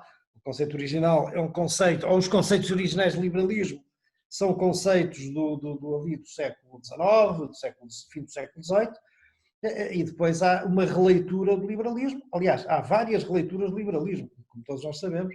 Aquela que eventualmente nos aproxima mais terá sido a releitura do liberalismo clássico da escola austríaca, do Hayek, do Mises, do Mengel, do Bawerk. Mas há muitas pessoas que se reclamam neoliberais. O Pacheco Pereira também se dirigiu há uns anos com outras eminentes figuras, uma revista liberal portuguesa. Mas de facto, se nós pensarmos um bocado no Pacheco, ele não deixa de ter razão, porque são tradições liberais diferentes, nós temos que aceitar isto. Podemos não gostar, mas são tradições liberais diferentes e todas elas existiram e, portanto, todas elas têm a sua descendência. Agora, quando é que apareceu o conceito de neoliberalismo? Não sei. O que ele significa? Também não posso ser preciso, porque provavelmente cada neoliberal, se é que eles existem, penso que sim, terá a sua leitura do liberalismo. Por exemplo, os liberais sociais, que nós temos inclusive em Portugal, pessoas que se identificam bastante com essa perspectiva do liberalismo. É um neoliberalismo, não é um liberalismo igual ao liberalismo original do século XVIII, século XIX e da escola austríaca, que provavelmente é a escola que melhor soube reinterpretar no fim do século XIX e no século XX o liberalismo clássico. Portanto, eu penso que é um bocado essa ideia. Portanto, há pessoas que mitigam, por exemplo, a ideia, o princípio do liberalismo, o princípio da liberdade face ao Estado, com a ideia da necessidade do Estado, são aquilo que se chamam os minarquistas. Por exemplo, o Mises era um minarquista. Curiosamente, o Mises é muito mais minarquista do que o Hayek. O Hayek também se refere à necessidade do Estado. Mas o Mises, na ação humana, é perentório e taxativo sobre esse assunto. Ele fala na necessidade do Estado para desempenhar determinado tipo de funções, soberania. Enfim, é um bocadinho a escola tradicional clássica do liberalismo, no século XIX, com exceção dos anarquistas americanos e de alguns outros pensadores anarquistas, os chamados liberais clássicos, nenhum deles prescindia da existência do Estado. Eu não estou a dizer que isto seja bom ou que isto seja mau, estou a dizer que é assim. E de facto, se nós os lermos, em todos encontramos a convicção de que o governo é necessário para garantir certos direitos que individualmente as pessoas não conseguem por vezes garantir. Já agora, permitam-me dizer isto, o grande fracasso dos nossos dias foi, do meu ponto de vista, a degenerescência do espírito original do constitucionalismo. Eu acho, ao contrário daquilo que dizem alguns pensadores liberais anarquistas, eu acho que o liberalismo, que o constitucionalismo no século XIX funcionou muito bem. Nós temos alguns exemplos de sociedades, no caso da sociedade inglesa, em que isso é de uma evidência claríssima. Acho que funcionou muito bem porque, efetivamente, o liberalismo, o constitucionalismo no século XIX conseguiu cumprir os seus desígnios, limitar o poder, acabar com o absolutismo, permitir o desenvolvimento económico de sociedades que estavam fechadas e em claustrofobia há muito tempo, e isso foi conseguido. Como é evidente, a partir do início do século XX, o Estado começou a perceber que tinha aquela velha frase, já que não podes vencer, junta-te a ele. Começou a perceber que tinha que fazer alguma coisa da Constituição para que o governo tivesse mais força e mais poder. E nós, a partir, sobretudo na Europa, da Constituição de Weimar, começamos a ter o chamado constitucionalismo social e a certa altura a Constituição transformou-se de uma carta de garantia e de limitação do poder num programa político. Nós pegamos, por exemplo, na nossa versão original da Constituição Portuguesa de 1976, é uma declaração de objetivos políticos. Ainda lá está uma no prefácio, que é dizer que Portugal tem que ser uma sociedade socialista e que eu, curiosamente, ao contrário de muita gente, acho muito bem que se mantenha. Não por ser socialista, que não sou, mas porque acho que aquilo é um artefacto histórico que permite entender muita coisa que depois se vai ler mais à frente. Hoje em dia o prefácio, obviamente, não tem qualquer repercussão na Constituição, mas explica como é que aquela Constituição foi feita. E por isso, eu acho que uma das grandes, talvez a principal missão dos liberais do nosso tempo é reinventarem o constitucionalismo, de forma a que o constitucionalismo e que a Constituição voltem a ser não instrumentos, não programas de governação, mas exatamente o contrário, formas de limitar os governos, formas de limitar o poder do Estado. Não podia estar mais de acordo. Eu acrescentaria só uma coisa muito breve. Eu acho que é difícil, como o Rui disse, de determinar quem pensou, quem formulou, quem e o que é que defende. A partir do momento em que há uma ideia e há uma variação sobre essa ideia, pode ser classificada como neo qualquer coisa, só que eu acho que isto é mais um facelift dos velhos inimigos do liberalismo, os socialistas, para classificar ou fazer com que realçar as características que eles acham que não são boas do liberalismo. Para mim não passa disso. Neoliberal é mais um termo que foi começado a ser usado com alguma frequência para denegrir o liberalismo do que outra coisa qualquer, do que mais outra coisa. Meus senhores, muito obrigada. Já estamos no tempo previsto. Não sei se querem acrescentar mais alguma coisa. Eu não o fiz no princípio, queria fazê-lo agora. Primeiro agradecer a vocês, a Iniciativa Liberal de Braga, a ideia, não só esta conferência em particular, mas a ideia de falar sobre o liberalismo. É preciso falar sobre o liberalismo, explicar, tentar divulgar o que é que realmente está subjacente ao liberalismo. Agradecer ao Rui, que realmente é um velho amigo desde os tempos do secundário e que já passámos por várias atropelias e que tentei, dentro do possível, fazer algum contraponto, porque eu também sou liberal e, portanto, tenho a minha proximidade de ideias com o Rui é grande. E, mais uma vez, também a todos, agradecer a paciência que tiveram e agradecer. Obrigado ao Rui, obrigado a ti, Olga. Muito bem, eu também vos quero agradecer pela partilha do vosso conhecimento connosco. Muito obrigada. E deixar aqui o desafio a toda a audiência, que isto foi a primeira sessão de um ciclo de conferências. Portanto, isto serão sessões de 15 em 15 dias. A próxima sessão será no dia 3 de outubro, da mesma hora, neste formato. Aliás, a adesão foi tão grande que tivemos que adotar este formato para dar visibilidade a quem realmente estava interessado. E o tema mantém-se neste módulo, o tema que é a história do liberalismo. Vamos ter como convidado já conhecido o Vicente Ferreira da Silva, e o tema será liberalismo clássico no poder, Revolução Americana, Francesa e constitucionalismo. Olga, se me permites, isso o Rui não levará a mal se tiver possibilidade, eu acho que realmente ele tem toda a razão e, portanto, o facto de serem duas pessoas, a dinâmica é completamente diferente, distinta, até muito mais interessante, e sendo um tema em que o Rui está perfeitamente à vontade também, se ele quiser participar, terei todo o gosto de trocar mais umas espadadas com ele. Muito bom. Rui, está desde já convidado. Obrigado, vamos ver, eu não sei que dia é que é, qual é o dia? É 3 de outubro, portanto é um sábado, 3 de outubro, à mesma hora, no mesmo local. Eu confirmo depois, não se importa. Até porque há temas que aqui que referimos aqui que terão que ser voltados Exatamente, há um seguimento, não é? Claro. Faz muito bem em esmiuçar melhor a questão do constitucionalismo liberal do 800.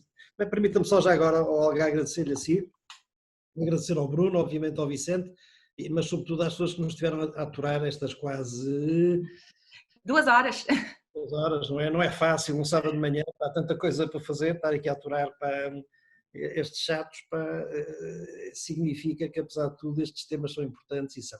E só para dizer o seguinte, para terminar, era como dizia o Mises, quer dizer, o fundamental nestas coisas são as ideias, e não há mudança de paradigma político, e nós estamos neste paradigma político há muito tempo, há muito, muito, muito tempo, sem que as pessoas se convençam que aquilo que têm, de facto, é mau, e que podem ter uma coisa melhor. E essa é a função das ideias, é convencê-las de que há melhor e que podem procurar melhores soluções. E eu acho que a Iniciativa Liberal, desse ponto de vista, está a fazer um excelente trabalho. Muito obrigado.